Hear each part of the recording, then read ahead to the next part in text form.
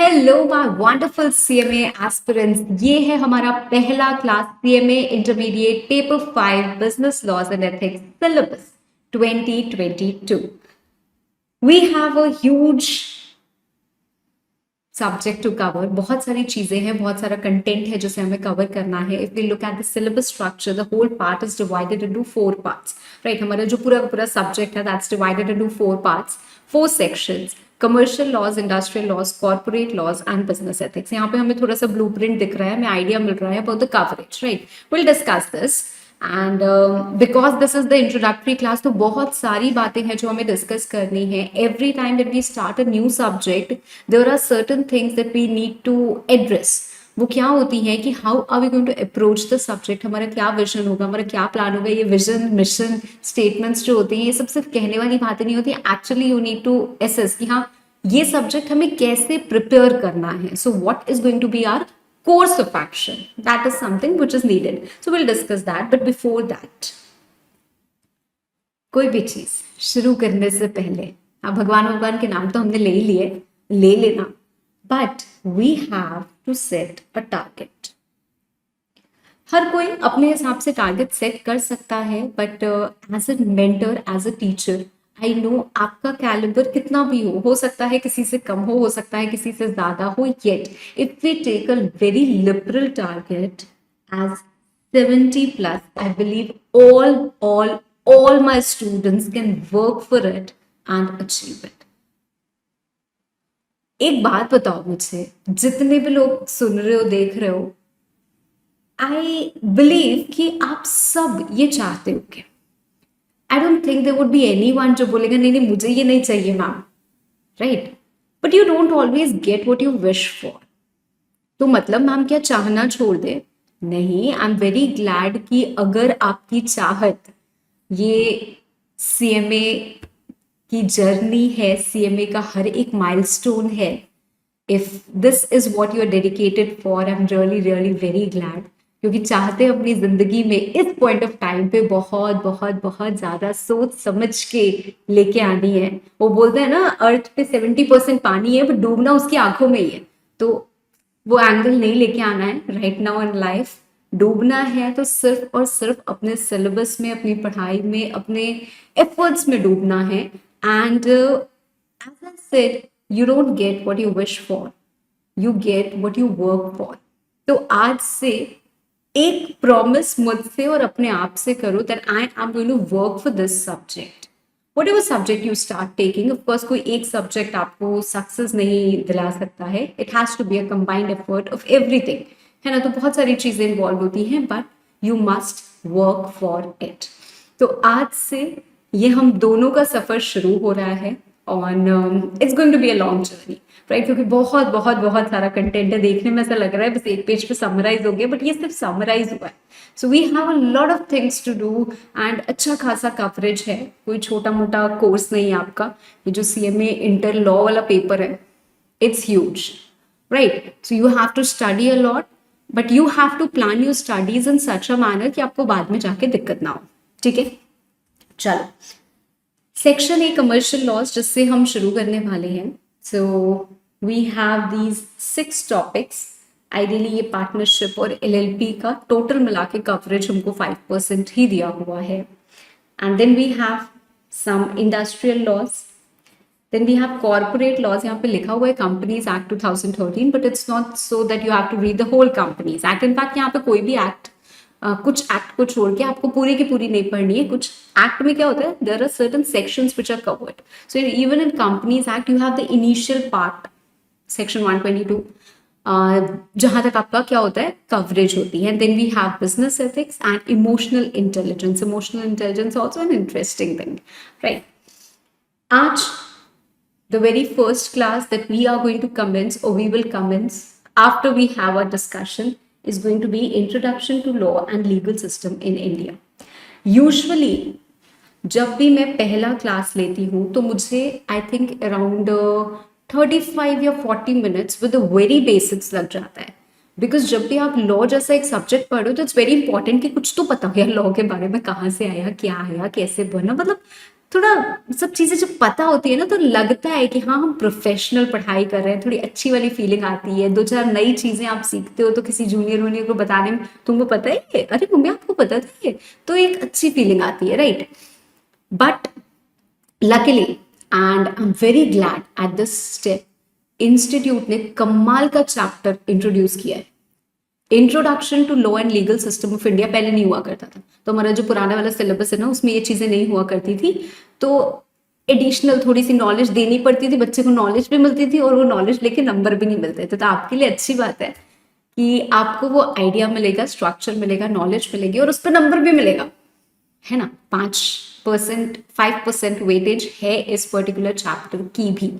But एक problem और एक ड्रॉबैक क्या है, if you look at the institutes material, तो ये नहीं है इंस्टीट्यूट का मटेरियल, ठीक है, वो आप देख सकते हो, बट आई वुड एडवाइज कि मत देखना। The students who are starting from you तो बिल्कुल भी मत देखना। व्हाई? बिकॉज चीज़ें क्या है इस तरीके से लिखी हैं कि सेल्फ स्टडी से तो आपको समझने में बहुत बहुत बहुत ज़्यादा एफर्ट लगेगा। आई थिंक टाइम भी बहुत ज़्यादा लग जाएगा, बिकॉज मैं पर्सनली बात करूँ तो मुझे इस चैप्टर को बनाने में भी बहुत टाइम लग गया, ठीक है, बिकॉज द थिंग्स आर हाफिज्ड, राइट। आपके आर्टिकल्स प्रॉपरली क्लासिफाइड नहीं है, नहीं लिखा हुआ है कहाँ पे क्या आ रहा है, किस पॉइंट में आ रहा है, भाई कौन सी राइट है। सिंपल चीज लिखी हुई है बट थोड़ी सी कॉम्प्लेक्स तरीके से लिखी हुई है, ठीक है। तो खैर हमने उसको टैबुलर फॉर्म में कर दिया है, थोड़ा सा अच्छे से कर दिया है ताकि पढ़ने में थोड़ा ईज लगे। ऐसे फर्स्ट चैप्टर इतना भारी सा और डिफिकल्ट सा लगेगा तो हम आगे कैसे बढ़ पाएंगे, हम डर जाएंगे, है ना। अब मैम जैसा आपने बोला इट्स अ ह्यूज सब्जेक्ट, तो हाउ शुड वी अप्रोच। देखो, okay, now I have certain things. If I talk about a subject like law, इसमें आपके 4 एस्पेक्ट्स होते हैं which are very important. Understanding, या जिसको हम बोलते हैं कॉम्प्रिहेंड करना, कॉम्प्रिहेंशन। सेकेंडली लर्निंग, लॉ को याद करना। Then comes your revision, revise करना, and then comes your presentation, कि आप कैसे एग्जामिनेशन में उसको प्रेजेंट करते हो। बहुत सारी और चीज़ें हम निकाल सकते हैं बट ब्रॉड 4 एस्पेक्ट्स हमारे यही होते हैं। समझने में तो अनडाउटेडली आपको कोई दिक्कत होने वाली नहीं है, बिकॉज एक एक पॉइंट हम डिस्कस करेंगे। बट लॉ में प्रॉब्लम क्या होती है, जब आप समझ जाते हो उसके बाद आपको रिटेन नहीं होता है। समझ में सब आया मैम, समझ नहीं आ रहा कि क्या याद करें और क्या नहीं याद करें। याद भी कर लिया तो 4 दिन बाद हम भूल गए उसको, we are unable to retain that, right. So these are the problems which students face. And when you read just 1 chapter, सारी चीजें याद रहती है, 2 चैप्टर याद करते, कुछ कुछ भूलते हैं पहले का, और जब 10-12 चैप्टर्स हो जाते हैं ना तो फिर समझ नहीं आता भाई क्या याद करें और क्या छोड़ दें। तो this is a general problem which is faced by every student. तो ऐसा मत समझो कि मेरे साथ ही ऐसा हो रहा है, सबको तो याद हो रहा है मुझे नहीं याद हो रहा, सबके साथ ये प्रॉब्लम होती है, ठीक है। जब हम स्टार्ट कर रहे हैं क्लासेस तो you have to maintain a copy. मैं ये जिम्मेदारी बिल्कुल भी स्टूडेंट्स पे नहीं देती हूँ कि आपको अपने शॉर्ट नोट्स खुद से बनाने हैं for the whole subject, because I understand you have so much to cover. और अगर आप ऑर्गेनाइज्ड नोट्स बनाने के पीछे जाओगे तो it takes a lot of time. Undoubtedly it helps you in writing practice, ये वो सारी चीजें I agree, but it takes a lot of time. So what you are going to do is you are going to maintain a copy which will not have absolute notes. मतलब ऐसा नहीं है कि वो उठाया और उससे पूरी की पूरी आप पढ़ाई कर लोगे, ऐसी वाली कॉपी है, ऐसे वाले नोट्स बनाने की बिल्कुल जरूरत नहीं है। For that revision part we have hand written charts, हमारे पास है यार, हमारे पास समराइज्ड वर्जन है, उससे आप रिविजन कर सकते हो। But still I insist on every student कि आप एक कॉपी लेके जरूर बैठो। अब कॉपी लेके बैठने का पर्पस क्या है? पर्पस ये है कि बहुत सारे एग्जाम्पल मैंने बताए, तो हम जो भी चीज पढ़ेंगे, अगर हम पढ़े हैं सेक्शन नंबर 40, आपने हेडिंग डाली section number 40 and what ever chart I am making, although you have charts, but whatever extra thing I'm explaining, whatever example I'm taking, या आप क्या करोगे, मेरे साथ लिखते जाओगे। आपको जब क्लास शुरू होगा ना, आपको खुद ही आइडिया लग जाएगा कि हाँ ये मैम लिख रही हैं तो हमें भी लिखना है। That is going to help you get involve, ठीक है। क्योंकि क्या होता है, सिर्फ सुनते जाओगे सुनते जाओगे सुनते जाओगे तो कितनी देर मेरी शक्ल ठीक लगेगी। हो सकता है स्टार्टिंग में एक दिन एडमायर कर भी लो, बट उसके बाद लगेगा अरे यार कितना कितना सुने चलो। You everyone has the tendency. सिर्फ अगर आप सुनोगे, इफ यू नॉट इन्वॉल्व, तो ये प्रॉब्लम आती ही आती है। So first thing, it will keep you involve. आप बीच बीच में लिख रहे हो, आप बीच बीच में सुन रहे हो, बीच बीच में हमारा कुछ एनिमेशन है, बीच बीच में हमारी कोई एग्जाम्पल्स हैं, तो it will keep you involve, right. So it keeps you involve, it helps you to practice writing. आपको बहुत ज़्यादा हेल्प करता है कि आपके कुछ लिखने की भी आदत बने। प्रैक्टिकल सब्जेक्ट्स में हम क्या करते हैं भाई, क्वेश्चन सॉल्व कर लिए, जब क्वेश्चन सॉल्व करते हैं तो आदत बनी रहती है, बट यहाँ पे आदत ही नहीं बनती है कि हमें कुछ लिखना भी है, तो यहाँ पे ये आपको हेल्प करता है, right. And thirdly, in case आप आज से 6 महीने बाद इस सब्जेक्ट को खुद से टेकअप करते हो for revision before exams and you stuck at a certain point, कहीं आपको नहीं समझ में आ रहा कि ये किस रेफरेंस में था, एकदम भी नहीं समझ में आ रहा, then you can refer to this copy and check कि अच्छा ये एग्जाम्पल था, okay on the basis of this it is, तो आपको बिल्कुल पूरी की पूरी वो जो क्लासरूम इमेज होती है ना वो वापस याद आ जाएगी। तो it helps you in that, right? So right from the beginning you have to keep a highlighter and a copy with you. Highlighter to highlight important points and a copy to maintain the continuity and note whatever important things or extra things I'm writing, I'm telling you, जो भी चीजें हैं, ठीक है। जो short notes हमें चाहिए होते हैं, बिकॉज हम इतनी सारी बुक एक दिन पहले एग्जामिनेशन के पहले नहीं पढ़ पाते हैं, या जब कभी हमें लगता है कि इतना कंटेंट हम कैसे याद करें, so we can even take the help of charts और we can take the help of our summary notes to learn the crux provision, कि हाँ कम से कम वो तो याद हो। तो वो चीज़ है, ठीक है। जहाँ नहीं है वहाँ आप को मैं बताऊंगी, हम वैसे डिजाइन कर सकते हैं, right. So I hope this is clear. Now, this helps you tremendously in learning. If you are involved in the class and if you revise it the same day जब आप क्लास देखते हो, तो आपको 70% content याद हो जाता है। I repeat, 70% content I am saying on an average basis. बहुत सारे बच्चे ऐसे हैं जिनको 100% याद हो जाता है, मतलब उनसे कुछ भी उठा के पूछ लो वो एक बार में बता देंगे, पर एवरेज बच्चा भी 70% कंटेंट याद कर लेता है। अब जिम्मेदारी आपकी है कि आप इसको भूलो नहीं, and to retain that you require multiple revisions. So for that we will also continuously revise. जब हम एक चैप्टर करते हैं तो मेरी तो आदत है, मैं थोड़ा बहुत ना रिव्यू कराती रहती हूँ पीछे का, कि हाँ देखो हमने लास्ट क्लास में ये किया था, ऐसा किया था, वैसा किया था, तो थोड़ा एफर्ट इधर से, थोड़ा एफर्ट उधर से। हर चैप्टर के बाद प्रॉपर रिविजन, प्रॉपर लर्निंग होगी ही होगी, and writing practice will keep on doing. So we have ample of questions, तो हम वो करते रहेंगे, ठीक है। So I hope this is clear. 4-way learning, 4-way step, है ना। अच्छा, Now, I don't think I need to tell you anything basics relating to law, because अभी हमारे इस चैप्टर में हमें लॉ के सारे बेसिक्स पढ़ने हैं, तो हमें पता चलेगा लॉ क्या होता है, कैसे बनता है, कैसे नहीं बनता है, कब, क्या, कहाँ, कौन, कैसे, right. So we straight away come to our very first chapter, right. Introduction to law and legal system of India. ये बहुत सारे पार्ट्स में डिवाइडेड है। आज हम इसका पहला पार्ट कर रहे हैं, which is all about constitution of India. So I have specified over here, हम यूनिट 1 डिस्कस कर रहे हैं, that's about constitution of India. शुरू करें? All excited, all charged up? चलो, नाउ सबसे पहली बात, what is constitution of India. हम किसको बोलते हैं कॉन्स्टिट्यूशन? कॉन्स्टिट्यूशन, भारत का संविधान जिसको कह लो, ये क्या है? This basically is the supreme law, है ना, सबसे सुप्रीम है। And this constitution gives a lot of powers. Gives a lot of powers मतलब क्या है मैम? ये लॉ बनाने की भी पावर हमको यहीं से मिलती है एकदम। If we date back to the old times, we all know कि इंडिया को इंडिपेंडेंस मिली, है ना, 1947 में इंडिया को इंडिपेंडेंस मिली। That means the British rule ended and now country चलती कैसे? मतलब तब तक तो हम ब्रिटिश की सुन रहे थे, उसके बाद हम किसकी सुनते, किसकी मानते? बहुत सारी प्रॉब्लम्स थी हमारे नेशन में, ऐसा थोड़ी नहीं कि बस ब्रिटिश चले गए और प्रॉब्लम खत्म। एन नंबर ऑफ प्रॉब्लम्स वो दे। तो कौन किसकी सुने, किसकी माने, किसकी नहीं माने? जो मन करेगा अपनी करेगा अगर, तो ऐसे तो एक देश नहीं चल सकता। फिर कोई और आ जाएगा और हमारे ऊपर रूल करने लगेगा, क्योंकि हम अपने लिए कुछ कर ही नहीं पा रहे हैं।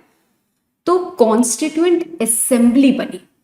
कॉन्स्टिट्यूएंट असेंबली मतलब देश के कुछ जाने माने लोग, आप समझ लो, who were the then leaders, they formed a constituent assembly. तो उसमें कुछ लोग थे और इन्होंने क्या किया, भारत का संविधान बनाया, constitution of India, which gave the powers to everyone, जिसने बोला कि भाई हर व्यक्ति आजाद होगा, हर व्यक्ति को ये फॉलो करना होगा, ये नहीं करना होगा, ऐसे ये लोग इलेक्ट करेंगे, ये लोग ये बनाएंगे रूल, इनके पास ये पावर होगी, उनके पास वो पावर होगी, ऐसे सारी चीजें इन्होंने एक कॉन्स्टिट्यूशन में लिखी। And you won't believe, India's constitution is the lengthiest constitution ever. भाई हम कोई काम छोटा करते ही नहीं है, है ना? तो हमने क्या किया, एकदम जब करने पे आए, हमने कॉन्स्टिट्यूशन बनाया, तो हमने कहा हमसे बड़ा कॉन्स्टिट्यूशन कैसे किसी का हो सकता है? तो हम बनाते गए बनाते गए बनाते गए। तो it is the lengthiest constitution that we have, right? Constitution को समझने के लिए कि क्या है इसमें, we don't have to read the whole constitution. भैया कॉन्स्टिट्यूशन में आपको आइडिया भी है कितने आर्टिकल्स हैं?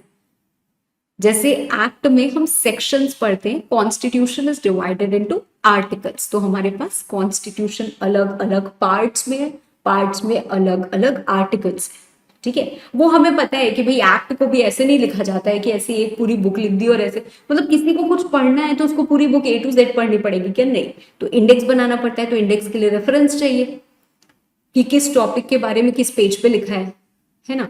तो किस टॉपिक के बारे में उसको हम डिवाइड कर देते हैं, जैसे हम एक्ट में करते हैं ना कि सेक्शन वाइज कर देते हैं, और फिर ऑडिट से जुड़ी हुई सारी बातें चलो चैप्टर नंबर 10 में डाल दो, तो उसमें 10 सेक्शन हो गए। इस तरीके से हम डिवाइड करते हैं, है ना, चीजों को। तो वैसे ही हमारा कॉन्स्टिट्यूशन भी डिवाइडेड है into parts, and parts have articles, ठीक है? तो कॉन्स्टिट्यूशन में हमारे सेक्शन नहीं होता है, इसमें हमारे आर्टिकल्स होते हैं, ठीक है? बिकॉज ये कोई एक्ट नहीं है, ये संविधान है, कॉन्स्टिट्यूशन है, ठीक है?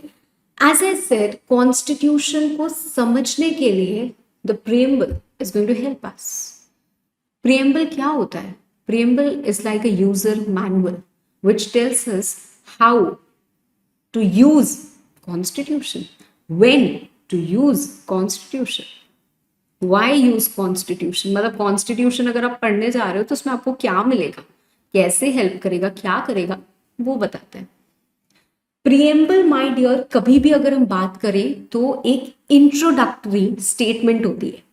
ऐसा नहीं है कि हमारा प्रीएम्बल जैसी कोई चीज कॉन्स्टिट्यूशन में ही है, प्रीएम्बल हर एक्ट में है, हर एक्ट में प्रीएम्बल होता है।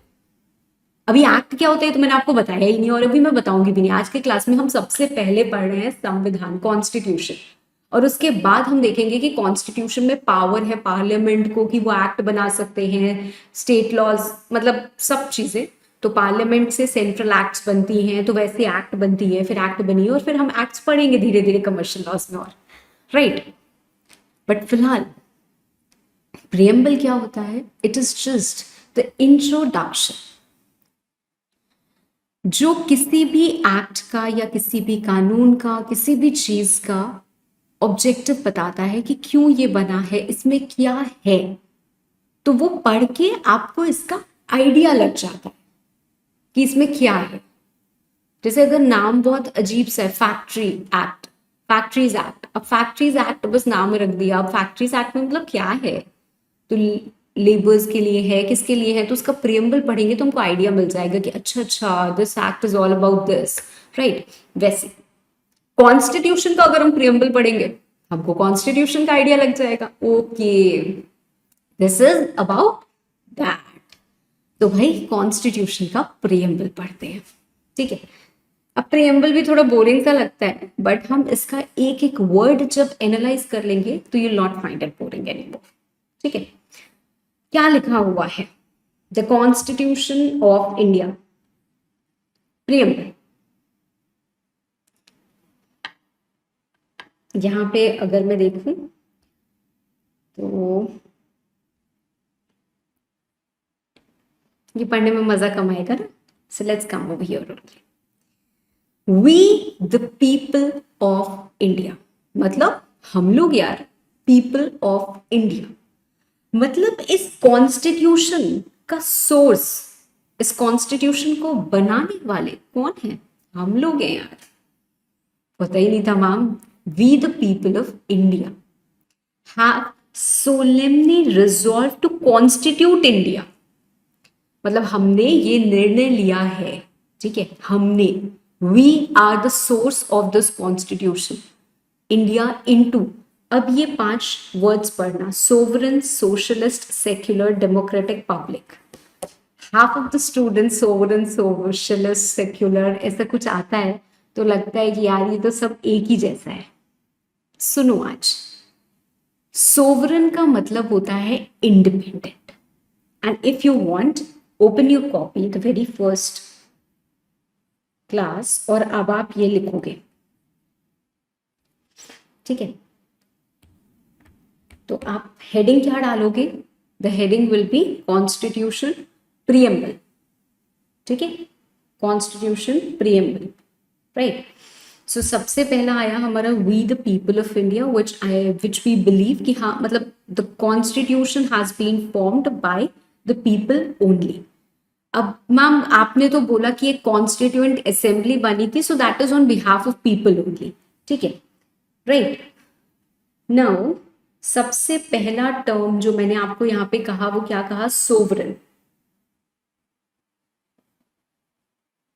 सोवरेन का मतलब होता है independent. India is a sovereign nation. Sovereign nation का मतलब India is an independent nation. कोई भी एक्सटर्नल सोर्स, कोई भी एक्सटर्नल कंट्री, कोई भी एक्सटर्नल गवर्नमेंट, कोई भी हमको हेल्प नहीं कर रही है, हम अपना देश अपने बल पे चला रहे हैं। That does not mean that it is the global doors have been opened, यहाँ से वो आता है, वहां से वो आता है, वो सारी चीजें अलग हैं, ठीक है, but India is an independent nation, so we resolve to make it as an independent nation. अगली चीज आती है सोशलिस्ट। सोशलिस्ट या को सोशलिज्म से जाके कंपेयर नहीं करना है, it simply means that it is going to be for the welfare of state.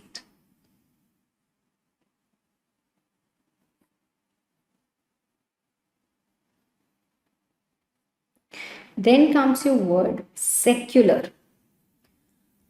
Secular का मतलब होता है ऑफ नो रिलीजन, ठीक है, ऑफ नो रिलीजन। अब आपके मन में आएगा, अरे मैम क्या बात कर रहे हो, इंडिया में तो भर भर के रिलीजन है ना, तो आप कैसे कह सकते हो कि ये सेक्युलर स्टेट है? We don't call India secular state. Why? We of course call India as a secular state. Why? Because the state has no religion. मतलब मैम, मतलब हम ये नहीं बोल सकते कि इंडिया का कोई मजहब है, इंडिया का कोई रिलीजन है। The people of India are free to practice their religion, but India does not have any religion. Clear? अभी हम थोड़ा और आएंगे फंडामेंटल राइट्स पे, तो इस बारे में और डिस्कशन करेंगे, but right now I think this is clear, right. फिर हमारा अगला वर्ड क्या आता है? डेमोक्रेटिक। डेमोक्रेटिक, अगर हम डेमोक्रेटिक की बात करें ना, तो demo is all about people and क्रिटिक या cracy is all about the rule. तो डेमोक्रेटिक मतलब ruled by people, ruled by people. India is a democratic nation which is ruled by people. अरे काश ऐसा होता, अगर हम चला रहे होते तो हम ये लॉ एबॉलिश कर देते, ये कर देते, वो कर देते। भाई वो ही चला रहे हैं जिनको हमने बोला है चलाने को। हमारे पास एक होता है कि डायरेक्टली हम रूल कर रहे हैं और इनडायरेक्टली हम रूल कर रहे हैं, तो यहाँ पे हम इनडायरेक्ट रूल करते हैं because we are ruling through our representatives. So they are the people who are elected by us and we rule them. ठीक है, तो हम रूल करते हैं, right. I hope that's clear.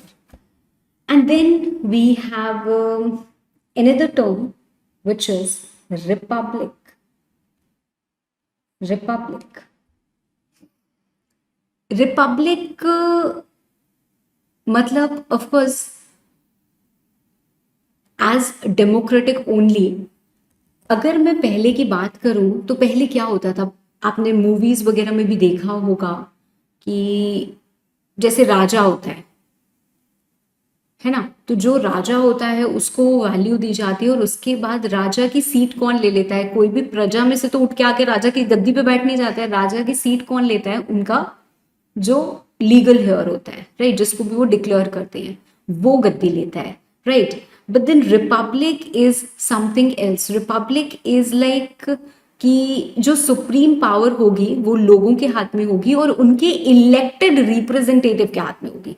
मतलब ऐसा नहीं है कि आप फॉलो कर सकते हो, मतलब जैसे ऐसा नहीं बोल सकते कि हाँ अगर मोदी जी हैं तो मोदी जी के बेटे आ जाएंगे, नहीं है वो बात अलग है, बट ऐसा हम नहीं बोल सकते हैं. We are going to elect. So that is what republic means. Republic is a form of government. I want you all to write it, बाद में नहीं तो बच्चों के मन में कंफ्यूजन आ जाता है. Form of government in which is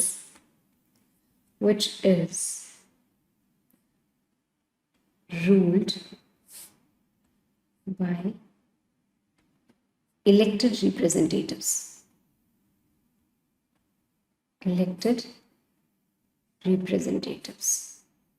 So that's how our nation is going to be.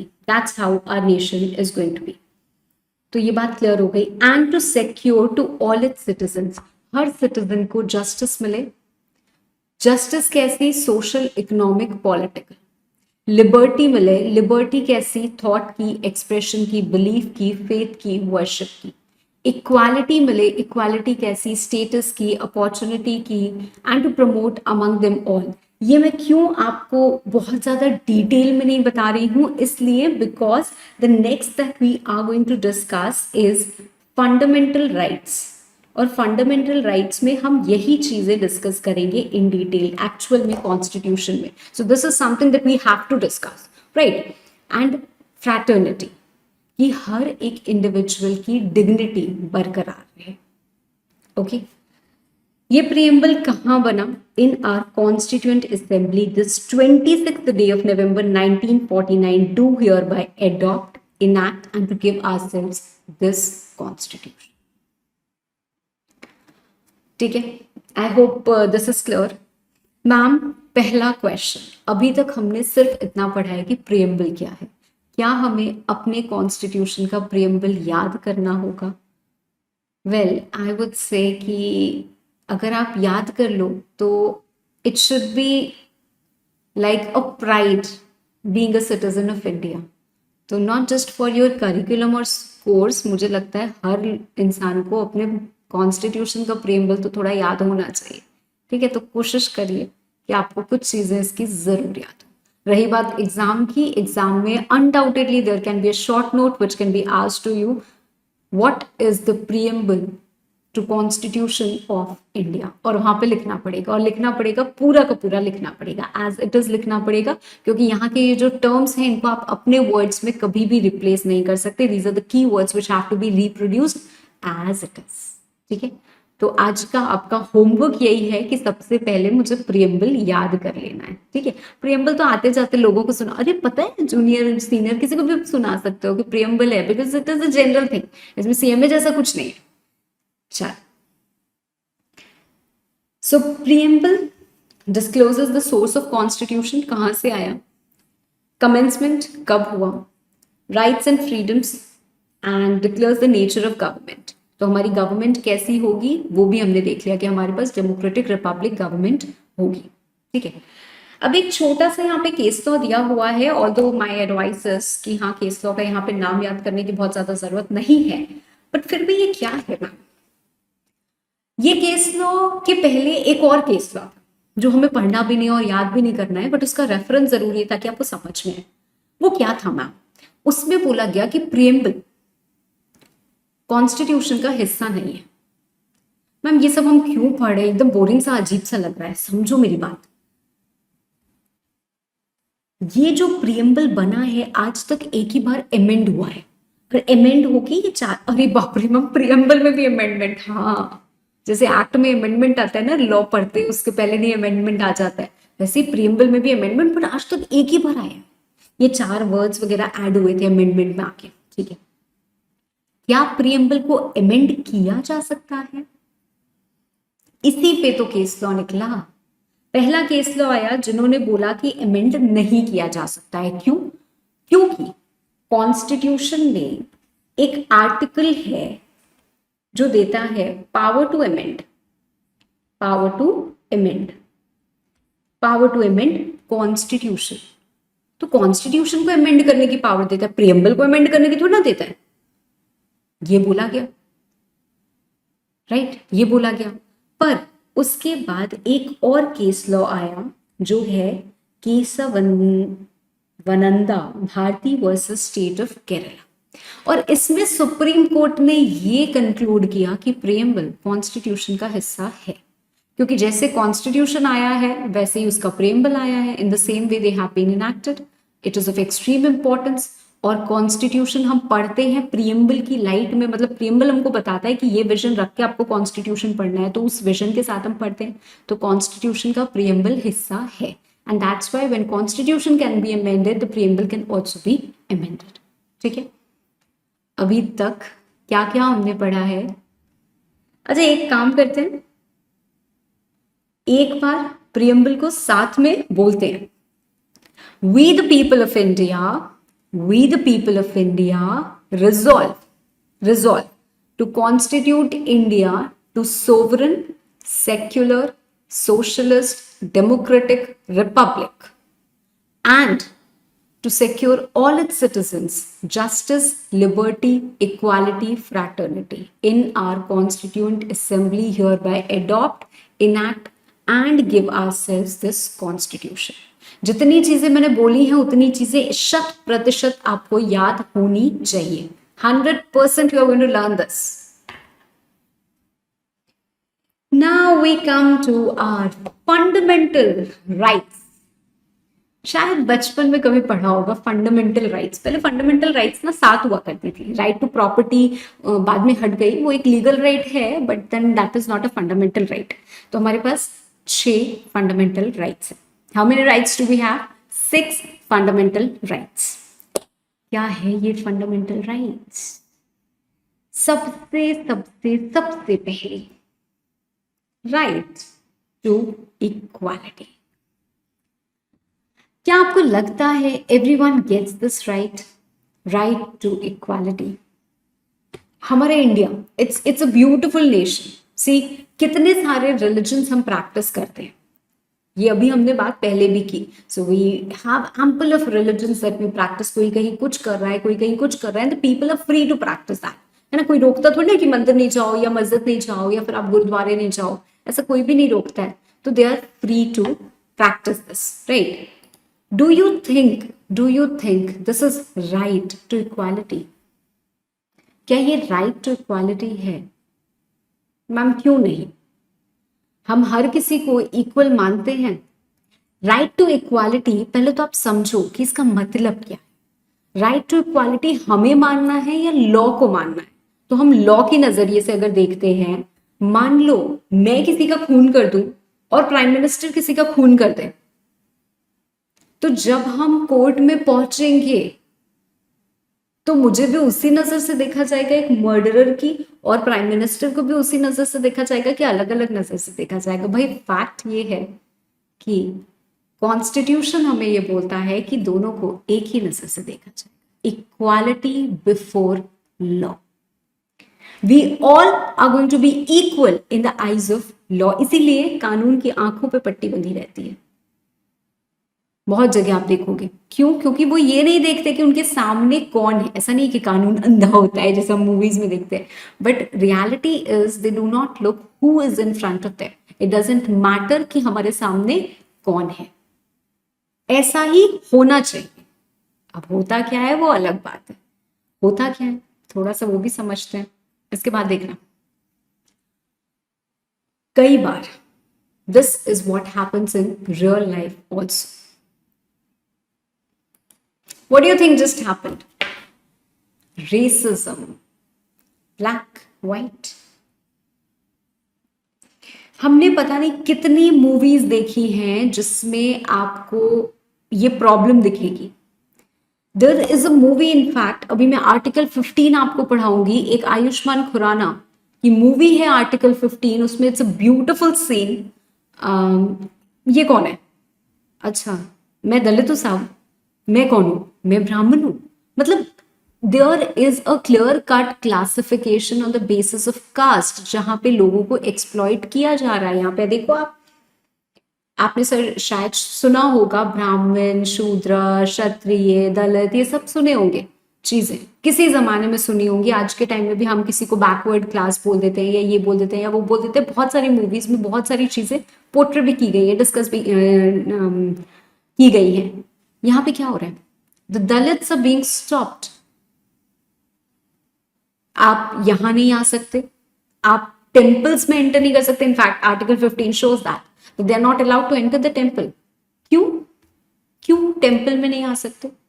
Temple is a public place. आपका प्राइवेट घर तो नहीं है कि आप किसी को मना कर रहे हो. तो उनका हक नहीं होना चाहिए क्या? बिल्कुल होना चाहिए ma'am.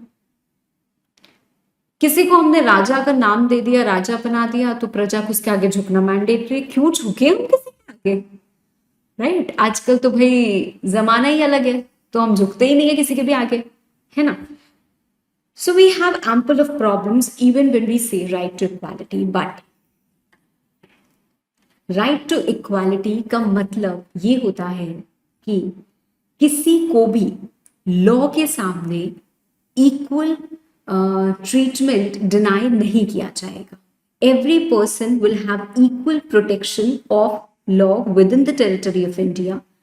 Any type of prohibition or discrimination on grounds of religion, race, caste, sex or place of birth नहीं होगा. ये हमें आर्टिकल 14 बोलता है, इक्वालिटी बिफोर लॉ. कानून की नजर में हर कोई एक ही होगा, पर कुछ एक्सेप्शन है. हमारा तो लॉ ही ऐसा बनता है कि पहले लॉ बनाओ, नहीं उसके पहले एक्सेप्शन डाल दो. तो आर्टिकल 361 में एक्सेप्शन डाल. किसको एक्सेप्शन डाला अब देखते हैं भाई. प्रेसिडेंट, गवर्नर ऑफ स्टेट, ये आंसरेबल ही नहीं होंगे भाई किसी कोर्ट को. मतलब ये अपने कारोबार में कुछ भी करें, they are not going to be answerable to the court. इन पे सवाल नहीं उठाया जा सकता है, ये क्यों किया, वो क्यों किया, इनके ऊपर केस नहीं फाइल किया जा सकता है. और तो और आप विश्वास नहीं करोगे कि कमाल की चीज लिखी हुई है, क्रिमिनल प्रोसीडिंग नहीं होगी इनके अगेंस्ट. मतलब अगर प्रेसिडेंट जाके किसी का खून भी कराए, तो भी जब तक ये प्रेसिडेंट रहेंगे तब तक इनके अगेंस्ट कोई क्रिमिनल प्रोसीडिंग इंस्टीट्यूट नहीं होगी. ऐसा कॉन्स्टिट्यूशन में लिखा हुआ है. भैया प्राइम मिनिस्टर कोई भी सिलेक्ट कर लेना, प्रेसिडेंट सोच समझ के. But that's not right in hands. चलो खैर. So no civil proceeding, no criminal proceeding shall be instituted against him. कौन? प्रेसिडेंट और द गवर्नर ऑफ स्टेट. ऐसा नहीं है एमपी एमएलए को भी कुछ कुछ प्रोटेक्शन मिलता है, बट फिलहाल हमारे लिए इतनी चीजें हमें पढ़नी है. तो article 361 of the constitution permits the following exception. ठीक है. ये एग्जामिनेशन में आपका शॉर्ट क्वेश्चन की तरह या ऑब्जेक्टिव क्वेश्चन की तरह पूछने के बहुत हाई चांसेस है. That who is an exception to the rule of equality before law? President or the governor of state? We fill in the blanks. आपका objective, MCQ किसी भी तरीके से पूछने के बहुत हाई चांसेस हैं. फाइन. तो इक्वालिटी बिफोर लॉ का मतलब हमने क्या किया कि स्टेट मतलब क्या होता है? The government, the people, not exactly the people, the government or maybe police, maybe court, everything. State, जैसे हम बोलते हैं ना, जैसे कोई केस भी होता है तो we say Shivangi Agrawal versus state of Maharashtra में भी. That means the government is fighting against me क्योंकि मैंने कोई ऐसा ऑफेंस किया है जो गुनाह है और मेरे अगेंस्ट केस चल रहा है. So state shall not deny to any person equality before law या फिर इक्वल प्रोटेक्शन ऑफ लॉस. ठीक है. तो यहां पे मैंने दो चीज बोली.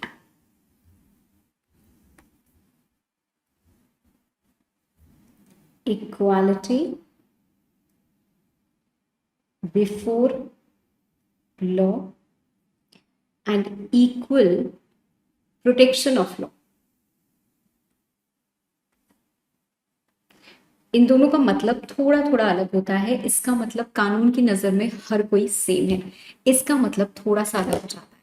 अच्छा एक बात बताओ, मैं कहती हूं कि मेरे घर में जितने भी लोग हैं सबको इक्वल ट्रीटमेंट मिलेगा, सबको इक्वल ट्रीटमेंट मिलेगा। That means equality before me in my house.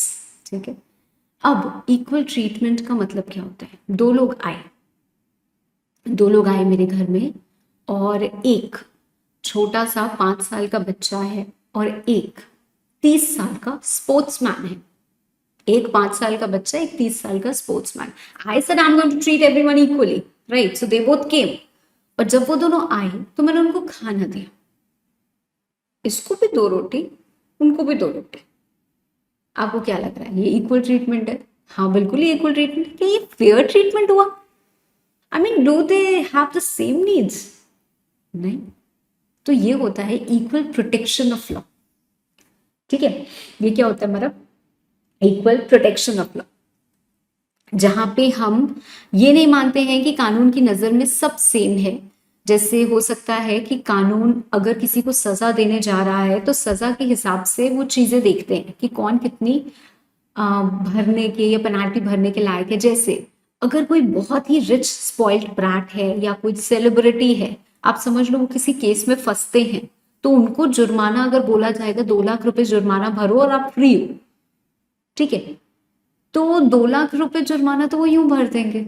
But वही उनके साथ एक और कोई बंदा भी था हु इज वेरी पुअर, और उसको बोला जाए कि तुम 2 लाख जुर्माना भरो, तो उसके लिए तो शायद जिंदगी भर का कर्ज हो गया। तो ये कहाँ आपने इक्वालिटी दिखाई? इक्वालिटी का मतलब to put people in equal situations, right? तो यहाँ पे ये थोड़ा सा रिफाइंड चीज हो जाती है, equal protection of law, but then both are going to be exercised. ठीक है, तो जब सबसे पहले हम बात करते हैं राइट टू इक्वालिटी की, तो इसमें 2 चीजें आती हैं, equality before law and equal protection of law. We have articles, यहां पे लिखो आर्टिकल्स 14 to 18, सिर्फ राइट टू इक्वालिटी के बारे में बात करते हैं। ठीक है, अब इसमें एक चीज थोड़ी सी ट्विस्ट और है। ट्विस्ट क्या है? ये case law EP Royappa versus state of Tamil Nadu, EP Royappa versus State of Tamil Nadu. Now, what does this point tell us? Equality and arbitrariness are sworn enemies. One belongs to the rule of law in republic, while the other to the whim and caprice of an absolute monarch. Where an act is arbitrary, it is implicit in it that it is unequal, both according to political logic and constitutional law, and is therefore violative of article 40। क्या कह रहा है हमको ये? Arbitrary, सबसे पहले तो हमें इस टर्म का मतलब जानना जरूरी है। गवर्नमेंट अगर कंट्रोल करती है या पावर में होती है या ऐसे एक्शंस लेती है, इसको अगर मैं एकदम हिंदी में बात करूं ना, तो आर्बिट्ररी का मतलब होता है अपने मन से, मन माना डिसीजन लेना, not on basis on any, not based on any reason, not based on any reason, oblique you can say unfair या unreasonable. Equality and arbitrariness are sworn enemies, ये दोनों कभी भी एक साथ नहीं हो सकती। I tell you an example. Supposedly government ने लॉ बनाया, गवर्नमेंट लॉ ऐसे बनाती ही नहीं है, बट फिर भी मैं बोलने के लिए ऐसे बोल दे रही हूँ कि चलो एक लॉ बना जहां पे ये लिखा गया कि अगर इस एक्ट में किसी ने कॉन्ट्रवेंशन किया तो अगर 50 ऑफेंस हैं तो उसमें से कुछ ऑफेंस ऐसे हो सकते हैं जो फटाफट ट्राई किए जाएंगे और उनकी 1 महीने में सजा सुना दी जाएगी। अब 50 में से कौन से ऐसे ऑफेंस होंगे ये कहीं नहीं लिखा है, कौन से ऐसे ऑफेंस होंगे ये कहीं नहीं लिखा है, किन फैक्टर्स पे डिसाइड होंगे ये भी नहीं लिखा है, बस ये लिखा हुआ है कि इसको वहां का गवर्नर डिसाइड करेगा। अब आप गवर्नर के पास पहुंचे बिना किसी रीजन की, वो तो बोल रहे नहीं नहीं तुम्हारा स्पीडी ट्रायल नहीं होगा, चलो हटो। Unfair, unreasonable. How do you claim कि आप इक्वालिटी दे रहे हो? आप तो उसको दोगे, उसका स्पीडी ट्रायल कराओगे जो आपको लगता है कि आपके काम का बंदा है या उसके पास पैसे हैं या उससे आपकी अच्छी जान पहचान है। कोई गरीब वहां पे पहुंच जाएगा तब तो बिल्कुल ही नहीं कराओगे। फिर वही इक्वालिटी, कहाँ से आप इक्वालिटी की बात कर रहे हो? फिर वही casteism, white black, rich poor, it has been divided like that. So कहीं पे भी अगर एक्ट आर्बिट्ररी है, मतलब अनरीजनेबल, अनफेयर है, तो ये मान लेते हैं कि अनइक्वल ट्रीटमेंट हो रहा है यार। पॉलिटिकल लॉजिक, कॉन्स्टिट्यूशनल लॉ, सब कहीं पे भी कोई भी चीज is not working and it is violation of article 14। तो पहली चीज, आर्टिकल 14 ये कहता है कि हर किसी को इक्वल ट्रीटमेंट मिलेगा बिफोर लॉ। इंडिया के अंदर no one is going to be prohibited on the grounds of religion, race, caste, sex or place of birth. दूसरी बात ये आई कि अगर आर्बिट्ररी नेचर का कोई भी काम होगा तो उसको हम सीधे सीधे आर्टिकल 14 का वायलेशन कर लेंगे। वहां पे कोई लॉजिक नहीं लगेगी कि ऐसा है वैसा है, आर्बिट्ररी नेचर का हो रहा है मतलब हम उसको मान लेंगे कि वो अनइक्वल हो रहा है। ये डिसाइड हुआ था EP Royappa versus state of Tamil Nadu में। इक्वालिटी बिफोर लॉ के कुछ एक्सेप्शंस हैं कि प्रेसिडेंट और गवर्नर ऑफ स्टेट किसी को आंसरेबल नहीं होंगे, उनके अगेंस्ट कोई भी सिविल या क्रिमिनल प्रोसीडिंग नहीं चलेगी। इतनी बात क्लियर है? I think we are good to move forward now.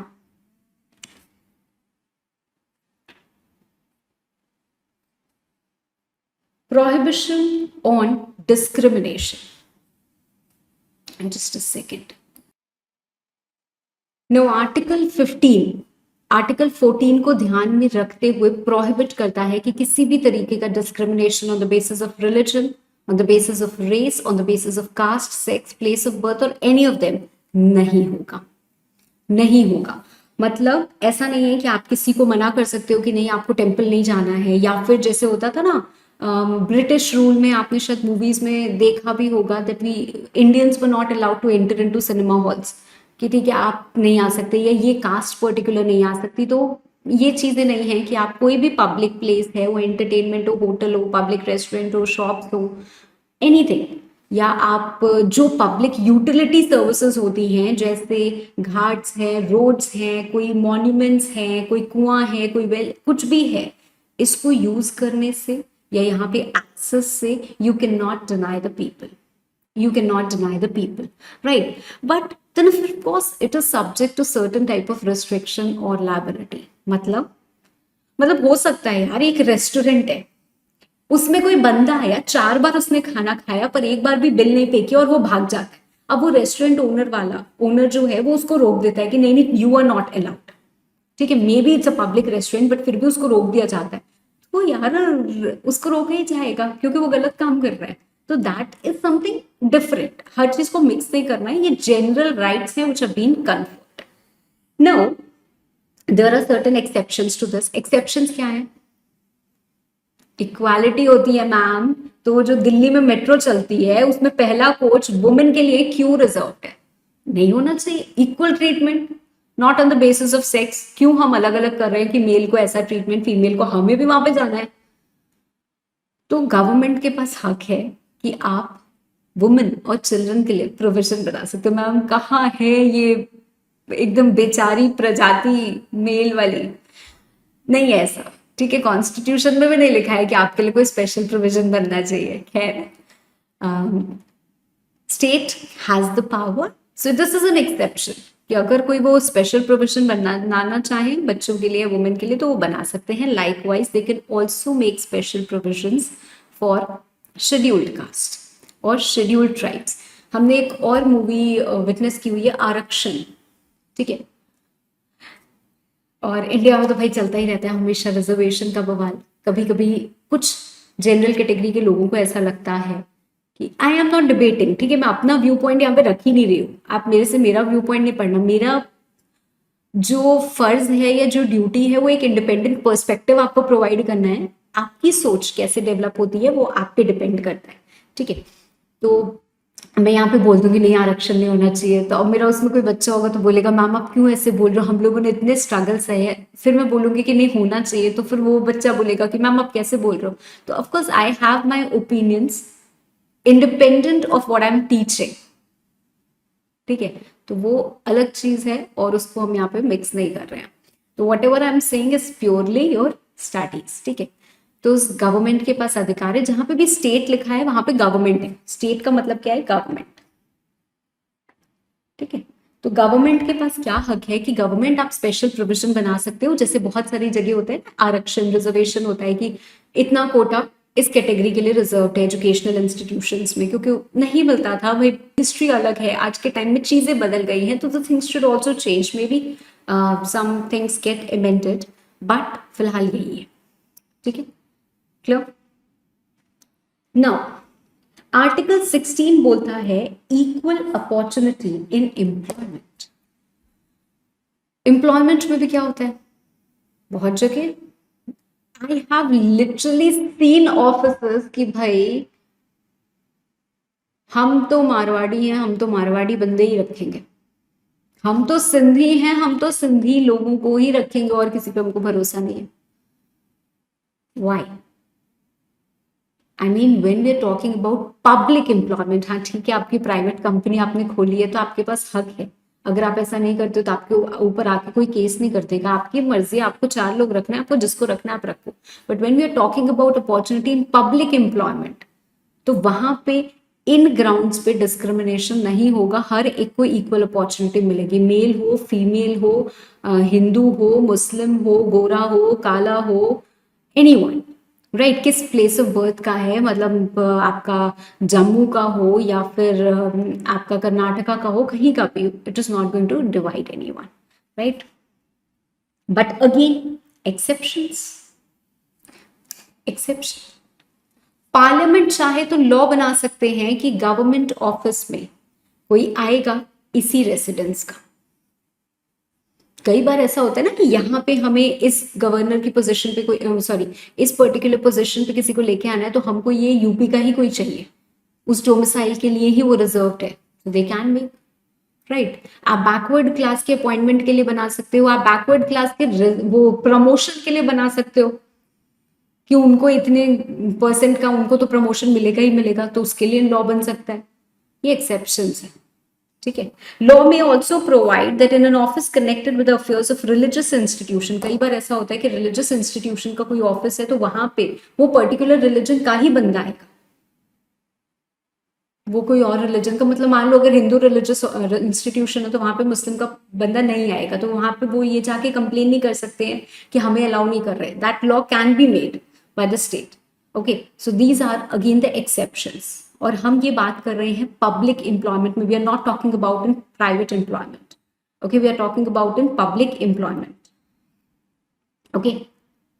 Then we have abolition of titles, abolition of titles, ये क्या होता है मैम? टाइटल्स क्या होते हैं? सुना है कभी ऐसे, जैसे किसी को बोलते हैं ना राजा, राजा साहेब, राज बहादुर, ऐसा करके कुछ सुना है ना? Imagine if we continue to give this type of titles, मतलब आज के टाइम में भी अगर कुछ एग्जिस्ट करते हैं, महारानी, महारानी शिवांगी देवी आपका स्वागत है, अब जब आप कहीं जाओ, आपने अपना आधार कार्ड दिखाया और उस आधार कार्ड पे लिखा है महारानी शिवांगी देवी, अरे लोग वहां पे खड़े हो जाएंगे, पता नहीं कहाँ की महारानी आई है, नाम से you are creating that distinction, maybe you are discriminating for the good और फॉर द बैड, राइट। तो ये गलत है कि नहीं है? अलाउड ही नहीं है। Abolition of titles, no such titles can be conferred. अब आप ऐसे बुला लो किसी को महारानी तो आके गवर्नमेंट आपको जेल के अंदर नहीं डाल देंगे, but then that is something which can not be conferred. अब यहाँ पहली चीज क्या लिखी हुई है, नॉट बीइंग अ मिलिट्री और एकेडमिक डिस्टिंक्शन, इसका मतलब क्या है? भाई कल को सीएमए बन जाएंगे तो क्या आगे सीएमए नहीं लगाएंगे? अरे मैम, उसी के लिए तो सारी मेहनत कर रहे हैं, बिल्कुल लगाएंगे। कोई डॉक्टर बनता है, कोई सीए बनता है तो आगे क्या प्रीफिक्स नहीं लगाता? बिल्कुल लगाते। लाइकवाइज मिलिट्री में कोई होता है, कोई मेजर, कोई कैप्टन, कोई जनरल, बड़े टाइटल दिए जा रहे हैं इनको। तो एक बात बताओ मुझे, दुनिया में किसी सीएमए, किसी सीए, किसी डॉक्टर के आधार कार्ड पे देखा है लिखा हो ऐसे? आई विश मेरे आधार कार्ड पे लिखा तो सीए शिवांगी अग्रवाल, लिखा है क्या? किसी के पैसे लिखा है कैप्टन रॉकी सिंह ऐसे करके? कुछ नहीं, नहीं है। Although these titles can be conferred, फिर भी नहीं लिखा रहता, ठीक है? तो वो ऐसे अलाउड नहीं होता है, ठीक है? बट ऑफकोर्स मिलिट्री और एकेडमिक डिस्ट्रीब्यूशन का जो टाइटल होता है वो आपको मिल सकता है, बट जैसे मैंने आपको बोला राजा साहेब, महारानी और ये सब, ठीक है? एग्जाम्पल राजा, महारानी, राज बहादुर, ठीक है? इस टाइप के टाइटल्स क्या करने हैं? नहीं देने हैं। अब इंडिया में तो हमने मना कर दिया कि नहीं देंगे। हम इंडिया के बाहर गए, वहां पे हमको टाइटल दे दिया गया महारानी, और हम आने गए और हमने वहां का टाइटल एक्सेप्ट कर लिया। आप you can not even accept any title from some foreign state, okay? You can not accept any title from some foreign state. अगर आप इंडिया के सिटीजन नहीं भी हो, अगर आप इंडिया के सिटीजन नहीं भी हो, और फिर भी अगर आप इंडिया के सिटीजन हो तब तो आप एक्सेप्ट नहीं कर सकते। अगर आप इंडिया के सिटीजन नहीं भी हो पर आप इंडिया के किसी गवर्नमेंट ऑफिस में काम कर रहे हो, you hold any office of profit और ट्रस्ट अंडर द स्टेट, मतलब गवर्नमेंट के किसी भी ऑफिस में हो, कोई भी पोजीशन पे हो, तो आप बिना प्रेसिडेंट की कंसेंट के फॉरेन स्टेट से भी टाइटल नहीं ले सकते। And no matter you are citizen, you are not citizen, कुछ भी हो, आप कैसा भी वो होल्ड कर रहे हो, तो you can not even accept any present emolument or office of any kind from or under any foreign state. तो ये तो खैर एक तरीके से हमारा फॉरेन कंट्रीब्यूशन हो जाता है, for which we have a separate act called as FCRA, तो हमारे पास वो भी है, तो वो भी हमको प्रोहिबिट करती है, बट बेसिक आर्टिकल 18 में भी एबॉलिश किया गया है, एबॉलिश किया गया है, राइट? अब बच्चों के मन में एक सवाल और आता है, मैम वो जो पद्म भूषण, पद्मश्री, ये सब अवार्ड्स मिलते हैं तो ऐसे वो भी तो टाइटल कन्फर करने वाली बातें होती हैं, so they are not title. जो भी नेशनल अवार्ड्स हमारे होते हैं they are not titles and hence they do not violate your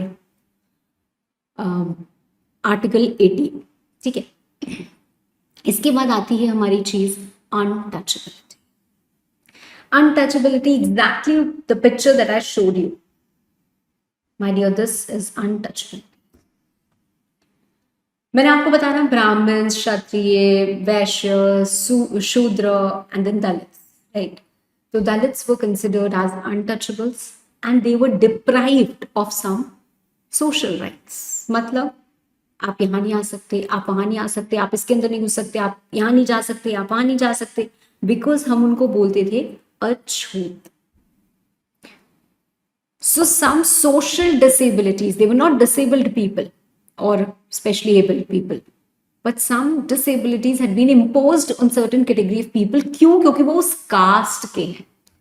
भाई आप इस घर में पैदा हुए हो, आप इसलिए ये आपका गुनाह हो गया, आपका जुर्म हो गया, अब आप यहाँ नहीं जा सकते, अब आप ये नहीं कर सकते, अब आप वो नहीं कर सकते। So it's completely abolished and this practice is forbidden, punishable offense है। कोई भी on the ground of untouchability, on the ground of just because someone is a Dalit, you should not even ask the caste, है ना? तो ऐसे काम होना चाहिए। एक क्विक रिव्यू करते हैं, आज हमने जितनी भी चीजें पढ़ी। We have 6 fundamental rights in Indian Constitution, and what are these 6 fundamental rights that we have? Right to equality, right to freedom, right against exploitation, right to freedom of religion, cultural and educational rights, and right to constitutional remedies। पहले 7 हुआ करती थी, अब सिर्फ 6 है। पहली right to equality, which covers articles 14 to 18, वो हमने आज के क्लास में डिस्कस किया है, and it simply ensures that we are going to have equal rights for everyone। Religion, gender, caste, race, place of birth, sex, ये सारी कोई चीज़ों पे हैम्पर नहीं करेंगे। इसमें हमने फर्दर कुछ और आर्टिकल्स भी पढ़े हैं। पहला आर्टिकल 15 इन ग्राउंड्स पे डिस्क्रिमिनेशन करने पे प्रोहिबिशन लगाता है। आर्टिकल 16 बोलता है पब्लिक एम्प्लॉयमेंट में भी इक्वल अपॉर्चुनिटी मिलनी चाहिए। आर्टिकल 17 अनटचेबिलिटी को एबॉलिश करता है। आर्टिकल 18 टाइटल्स को एबॉलिश करते हैं। राइट, आई होप इतनी चीजें एकदम क्लियर होंगी। आज के क्लास के लिए मुझे लगता है कि इतना काफी होगा, because whatever you read that should sink in. It's very important कि आज जब आपने इतना पढ़ा तो आपको उतनी चीजें याद हो जाए, है ना। चलो, so we will end the class and